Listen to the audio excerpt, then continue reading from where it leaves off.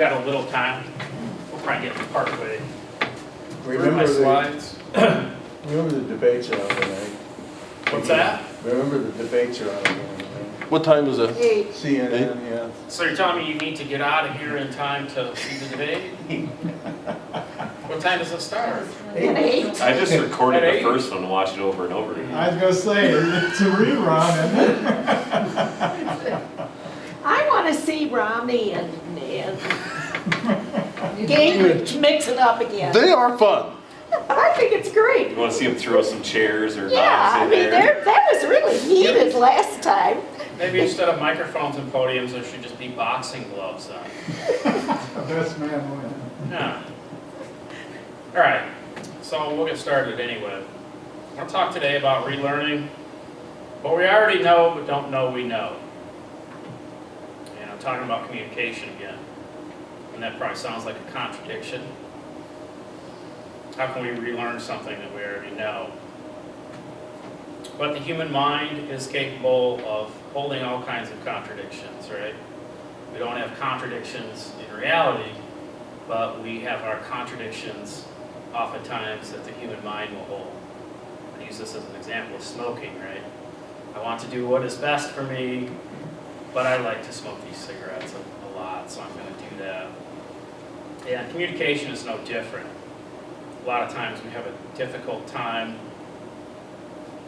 looking at communication objectively and communicating in a way that's going to help us to get our needs met so that we can have more of this and less of argumentation, or this. I left that in there for Helene. Yeah, I like that.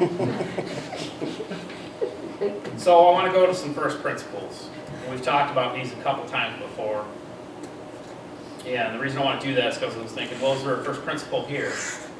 And can we come up with at least one first principle that's related to what it is that I want to talk about?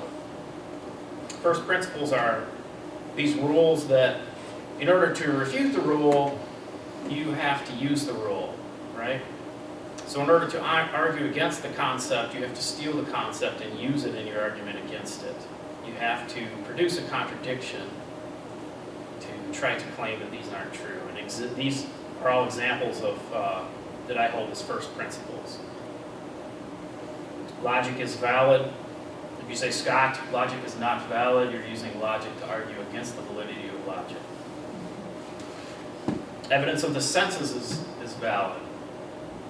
If you say to me, Scott, the evidences of your senses is not valid, then apparently you believe the evidence of my senses is valid because you're using sound to make your argument, and you must be assuming that I understand what you're saying. So you've contradicted yourself. That we can't communicate, I think that works as a first principle. To argue that we cannot communicate requires communication, does it not? Seems self-evident to me. Seems to be a truth that we can communicate. All human action is an expression of a feeling and a need. You say to me, Scott, all human action is not an expression of a feeling and a need, then I would say to you that I see you feel uncomfortable with this truth I've asserted, and you have a need for me to acknowledge this alternative truth that you're presenting to me. I can't find a way to get away from this. So I'm holding that as a first principle. Then he hops in his spaceship and flies. What's that? It said then he hops in his spaceship and flies away. Not sure I understand that, but I'm just saying, if you were to say something like that to somebody, I'm pretty sure they're going to think you're from some other planet. You think? If you were to express it exactly how you had it written there to someone's face, they're going to be like, what is What the wrong? heck are you talking about? Yeah. Might not sound too familiar. So I hold that all human communications are expressions of feelings and needs. Everything that we say to each other is to express a feeling and a need. If we have a need that's unmet, it results in a particular feeling. When a need gets met, that results in another set of feelings. And I'm proposing that this is kind of the stuff of which we are made, right? It's our feelings and our needs. We have particular needs, and our lives are spent trying to meet those needs in various ways. So I've got a question here, and that is, do we express our feelings and needs directly when we communicate? No, not usually. What's that? Not usually. Not usually. So, if all of our communication is an expression of a feeling and need, and our communication doesn't consist of expressions of feelings and needs, then I'm wondering if there might be something that we can do to be more concise, right? To understand each other better. And to demonstrate or provide some more information about this, I want to look back at Hambone. Everybody remember Hambone? For most of you? Remember Hambone? Hambone really likes Agenda 21. Yeah, it's pretty unforgettable. So I presented Hambone, I watched Hambone talk, and then I asked for who Hambone is, some characterizations of Hambone. And this group responded with a lot of information about Hambone, who he is, what he's like. That was fairly easy to come up with some characterizations for Hambone. When I asked how Hambone feels, it was a little bit more difficult.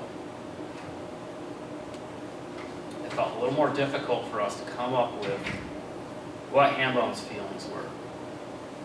I asked for needs, his needs. This took a while to develop some needs for Hambone as well.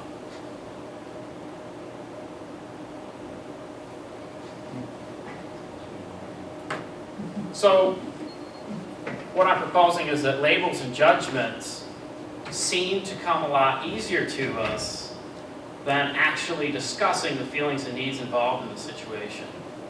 Another person's or our own feelings and needs.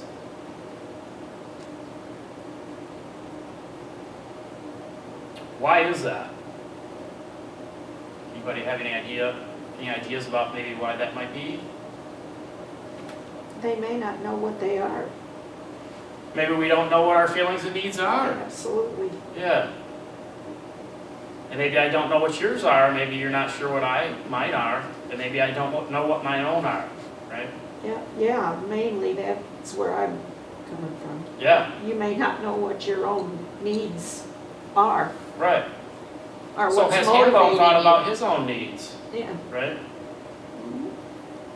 And if we're not connected to what our own feelings and needs are, and that's the stuff of which we are made, right? If all human actions are the result of a feeling and a need, and we don't continually ask ourselves what our feelings and needs are,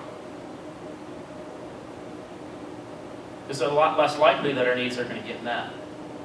If we aren't even searching for what they are, and in our interactions with others, if we're not thinking about what their feelings and needs are, is it going to be difficult for us to communicate? If we're not stating feelings and needs to each other, is it going to be difficult for us to communicate? So I see these as being really important questions in communication. And this is a way to kind of conceptualize why I feel that this doesn't happen very often, why judgments come very easily to us, and actually connecting with our own feelings and needs and the feelings and needs of others feels difficult to us, is that we have a win-lose paradigm, a conflict-based paradigm. Yeah. Would this be more gender related?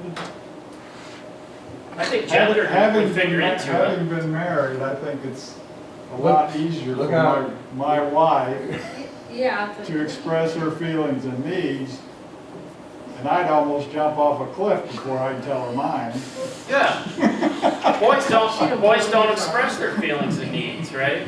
That's correct. That's not allowed, right? So sure, that's a Whose way. side are you on? Yeah. See, that's what I'm talking about right there. The win-lose, you're on somebody's side, right? We're all on our own side. And if we want to get our needs met, we've got to beat somebody out. It's this idea of scarcity. There's only so much to go around. And if I want to get my needs met, I gotta win, right? And I think this is really common in our culture, in almost every human culture right now, is this win-lose paradigm. There's only so much to go around. If you're causing me a problem, I need to win, and then the problem will be gone, and I'll have my needs met. It's a very common way of thinking. That I can't get my needs met without depriving someone else of theirs, right? Our needs are always in conflict. Everybody's needs can't get met. It's just a matter of whether mine get met and you lose or not. And I put Rambo in here to illustrate the winning attitude, right? Life is kind of combat. And in interactions, when we have a disagreement with somebody, a lot of times the way I think that we try to win is through moralistic judgment. We issue moralistic judgments against each other. We have a whole language, I think, that's developed out of moralistic judgment that disconnects us from our own feelings and needs and the feelings and needs of others. So what I'm proposing is a shift, both in paradigm of thought and in the mechanics of language, away from the moralistic judgment towards the feelings and the needs, both your own and others. This is the form that it takes, and you'll see this throughout our language. If you begin to think about your own feelings and needs and the way that people generally try to meet their feelings and needs or communicate that they have a need to another person, this is what you're typically going to see. Labeling, shaming, blaming, categorizing, diagnosing, moralizing, manipulating, punishing, and rewarding. So Hambone's a toe picker. He's a toe picker, right. He's a toe picker and a tree hugger. You have needs behind that, right? Like when I hear him say that he's in favor of Agenda 21, which explicitly states that there are people that do not want me to be able to choose where I live. I have a need for autonomy and choice in where I live. And that choice isn't going to get met. When I hear Hambone say that, I'm not really thinking about that need. I'm thinking that he's a guy that picks his toes, right? So I'm proposing connecting to the feelings and needs in order to know what we want to say to each other so that we're really asking for what we want to ask for, right? And not just issuing punishments and hope that my opponent will see the errors of his ways, fall to his knees, and give me what I need, right? Because that doesn't seem to work very well. No, but it's much more rewarding when it happens. Does that happen very much? Not very often. Not very often. Not So, around our house. Yeah, so in that type of activity, you may be meeting a need for play, right? A need for fun. Yeah. So that might be a way that you might seek to meet that need. But if you've got these other needs, right, that you are dependent on that person to help you meet, or you would like that person to help you meet, then maybe not always the best approach. So yeah, implying badness and wrongness in those that we would like to do something differently is the way this tends to go a lot. Yeah, the sworn enemy. Enemy imagery. You are doing something in particular, and that is causing me to not have a particular need met. And I will apply the enemy label to you, and that's how I will win. That's how I will beat you. And one reason why I worry about that a lot is that if this is this person's innate quality, right, that they are evil, or they are a person that picks their toes, or they're a tree hugger, right, and this is the essence of that person, then you really don't have very many options to sway that person or work with them towards getting your needs met, except violence, right? Taser. Just leave them alone. Leave them alone? Yeah. I don't think I'd have Right. a taser. What, you mean leave somebody alone, like, Well, if you're not gonna be able to, communicate back and forth with each other and come to any agreement, it's best just to avoid the situation. yeah, so if Hambone wasn't doing anything that was keeping you from getting your needs met, then you would just maybe avoid contact with him. Yeah, if he disturbed me that much, probably I would. Sure, yeah. The point that I would like people to consider though is if, let's say Hambone was on your city council, right? And he alone wanted to introduce legislation or ordinances that were going to affect your property that were based on Agenda 21, right? Something that's actually could interfere with you getting some of your needs met, maybe some approaches, some ways that you could communicate with him without demoralization to work towards getting your needs met Oh, when you need to do that. Then I'd taser him in the parking lot. And he Yeah, takes them in the parking lot. Yeah. I see that list of things you put up there almost completely as manipulation, all of them. Yeah. One way or another, you're manipulating the other person, and that's never a good thing to do. Yeah. And are you going to be able to create any type of connection or understanding through Oh, manipulation? no, not right? that way. And this is the way we use violence against each other all the time, right? We characterize and label each other into different groups, and then we go through the government to get our way, right, to win. And this is the field that politics is played on, the field of win and lose. It's all wins and losses. Am I going to control the force against you, or are you going to control the force against me? This is the way that we think and communicate plays out when we can't connect with what's actually going on. So this is a proposal to simplify and clarify life through reconnection with feelings and needs. Actually discussing feelings and needs when we discuss things and leaving the moralization behind. And we're about 5 minutes over, so I'll wrap it up right there. And then we'll pick this up again next time if you guys want to continue. I don't want anybody to miss part of the debate that they would like to see. I used to ask about it. Okay, unless there's questions? Scott, you put me in a box, I can't even talk to anybody. Yeah, you're best just to stay home. Whatever you want to I thought it was always about winning and losing. do. It's about win-win, Mike. I think I found the kid.